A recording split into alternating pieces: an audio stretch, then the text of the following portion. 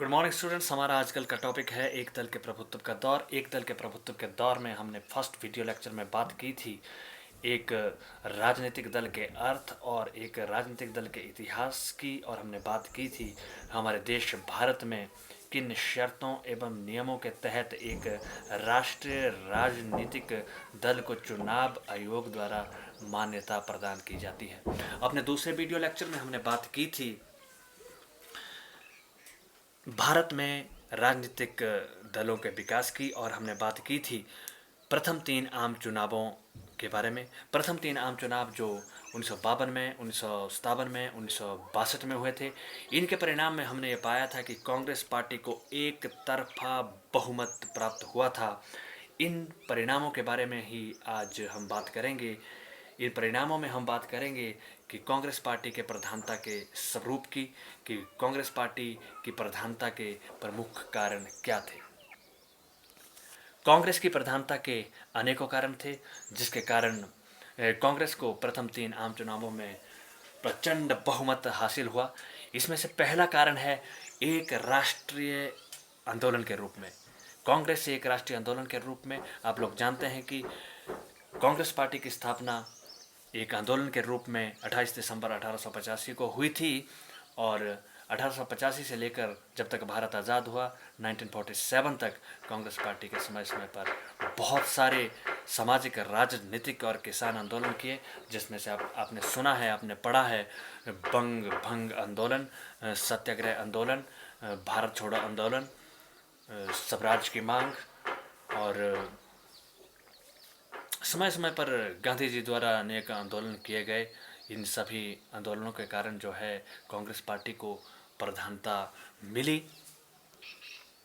यानी 1885 से 1947 तक विभिन्न आंदोलनों की बागडोर कांग्रेस के हाथों में रही। दूसरा प्रमुख कारण है कांग्रेस एक छाता रूपी संगठन। छाता रूपी संगठन से अभिप्राय है एक छाता, मतलब एक छाता, जब बारिश लगती है छाते के अंदर जो है बिल्कुल सेफ रहते हम। छाता रूपी संगठन की संज्ञा कांग्रेस पार्टी को पामर महोदय ने दी थी। इसका मतलब ये है कि कांग्रेस एक छाता रूपी संगठन था, यानी इसके अधीन जो है सभी वर्ग, सभी धर्म के लोग रहते थे। हिंदू, मुस्लिम, सिख, ईसाई, यहूदी और अन्य सभी धर्मों, जाति, संप्रदायों इत्यादि के लोग रहते थे। तो इसलिए इसे एक छत्र रूपी संगठन की संज्ञा दी है, ये पामर ने दी है। परीक्षाओं में ऑब्जेक्टिव टाइप में 1 नंबर का प्रश्न पूछा जाता है। कांग्रेस पार्टी की प्रधानता के स्वरूप में तीसरा प्रमुख कारण है योग्य नेतृत्व का। कांग्रेस पार्टी का नेतृत्व समय समय पर योग्य नेताओं के हाथों में रहा, जिनमें से मोतीलाल नेहरू, लाल बाल पाल, जिनको हम लाल बाल पाल के नाम से जानते हैं, उनका नाम है लाला लाजपत राय, बाल गंगाधर तिलक, पाल बिपिन चंद्र पाल, और महात्मा गांधी, सरोजिनी नायडू, गोपाल कृष्ण गोखले, श्रीराज गोपालाचारी, सरदार वल्लभ भाई पटेल। इस तरह के जो नेता थे, इन नेताओं के हाथों में कांग्रेस पार्टी का नेतृत्व रहा है।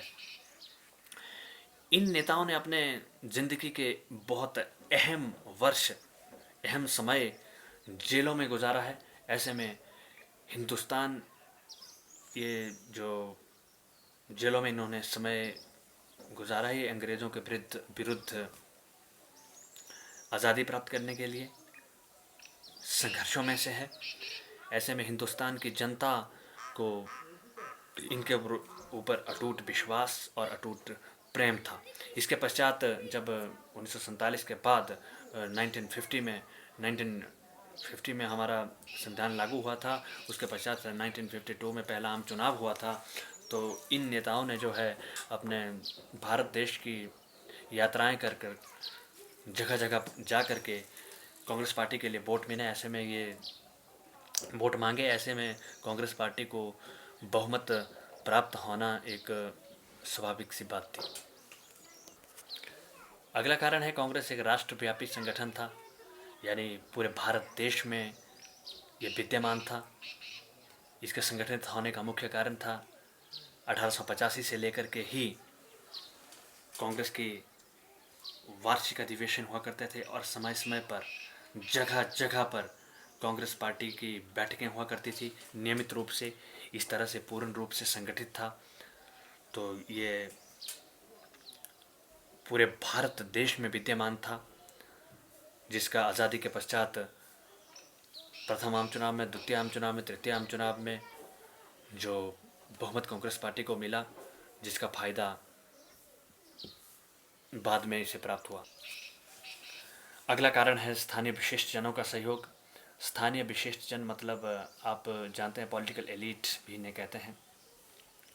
हर किसी समाज में, हर किसी क्षेत्र में बहुत सारे बुद्धिजीवी लोग होते हैं।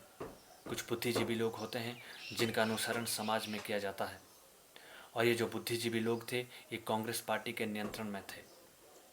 इसलिए हम अपने समाज में भी देखते हैं जहाँ कुछ लोग बुद्धिजीवी लोग होते हैं, लोगों का, अन्य लोगों का झुकाव उनकी तरफ सबता ही होता है। इसी कारण जो विशिष्ट और बुद्धिजीवी लोग थे वो कांग्रेस पार्टी से जुड़े हुए थे। कांग्रेस पार्टी ने उन्हें अपने साथ जोड़ा हुआ था और समाज के लोग, अन्य लोग उन्हें फॉलो करते थे, जिसका सीधा सा फायदा कांग्रेस पार्टी को हुआ। अगला कारण है शक्तिशाली विरोधी दलों का अभाव। जैसा कि हमने पहले दूसरे और तीसरे आम चुनावों के परिणाम आपको बताए थे। प्रथम आम चुनावों में कांग्रेस पार्टी को 364 सीटें प्राप्त हुई, द्वितीय आम चुनाव में 371 सीटें प्राप्त हुई और तृतीय आम चुनाव में 361 सीटें प्राप्त हुई। और दूसरे स्थान पर जो है साम्यवादी दल रहा कम्युनिस्ट पार्टी ऑफ इंडिया। पहले राजनीतिक दल में उन्हें 16 सीटें प्राप्त हुई, दूसरे में 27 और तीसरे आम चुनाव में 29 सीटें प्राप्त हुई।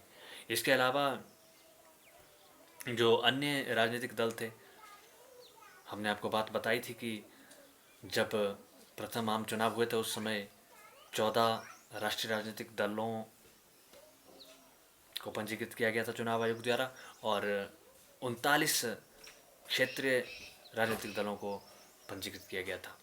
परंतु चुनाव में इनकी स्थिति नगण्य थी, इनको बहुत कम स्थान प्राप्त हुए थे, जिस कारण जो है कांग्रेस, ये एक कारण है कांग्रेस की प्रधानता का। इसके अलावा कांग्रेस पार्टी जो है एशिया का सबसे पुराना राजनीतिक दल है और यूरोप में भी बहुत सारे राजनीतिक दलों से ये पुराना राजनीतिक दल है। तो ये हमारा टॉपिक था एक दल के प्रभुत्व का दौर। इसमें थोड़ा सा रिकैप्चुलेट करना चाहूँगा। एक दल के प्रभुत्व के दौर में हमने एक दल के बारे में पढ़ा, इंग्लैंड से जो राजनीतिक दल बने थे, टोरी व्हिग, जो आज की डेट में कंजर्वेटिव और लिबरल पार्टी के नाम से इंग्लैंड में विद्यमान है। दूसरे, हिंदुस्तान के अंदर राजनीतिक दलों को राष्ट्रीय और क्षेत्रीय राजनीतिक दलों के आधार पर मान्यता प्रदान करता है चुनाव आयोग, और भारतीय संविधान में अनुच्छेद 324 में चुनाव आयोग के गठन की जानकारी दी है। और भारत में बहुत सारे राष्ट्रीय राजनीतिक दल विद्यमान है। भारत में बहुदलीय राजनीतिक प्रणाली को अपनाया है। भारत में सबसे पुराना दल कांग्रेस पार्टी है। 28 दिसंबर 1885 और 1905 में मुस्लिम लीग, और 1939 में, जो शायद मैंने अपने वीडियो लेक्चर में बात नहीं की थी, 1939 में सुभाष चंद्र बोस ने कांग्रेस पार्टी से अलग होकर के फॉरवर्ड ब्लॉक की स्थापना की थी। और 1924 में कम्युनिस्ट पार्टी ऑफ इंडिया की स्थापना हुई। 1951 में जनसंघ की स्थापना हुई। 1920 में सैड, शिरोमणि अकाली दल की स्थापना हुई, जो पहले एक कमेटी के रूप में अस्तित्व में आई। शिरोमणि कमेटी के द्वारा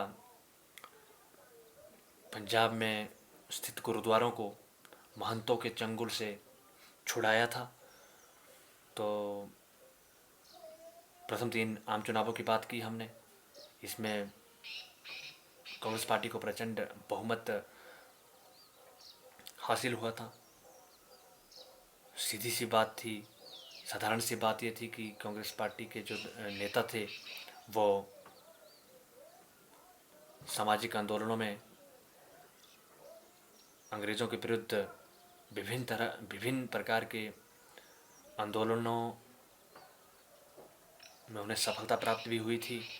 और उनका जो नेतृत्व, जो आज़ादी से पूर्व कांग्रेस का नेतृत्व था, वही नेतृत्व आज़ादी के बाद भी रहा, जिसका प्रमुख कारण जो है कांग्रेस एक प्रमुख राजनीतिक दल हिंदुस्तान का आज़ादी के बाद बना। तो हमारा जो एक दल के प्रभुत्व का दौर आज समाप्त हुआ है। अगला जो टॉपिक हमारा जल्द ही उससे हम आपको इंट्रोड्यूस करेंगे। Thank you. Have a nice day.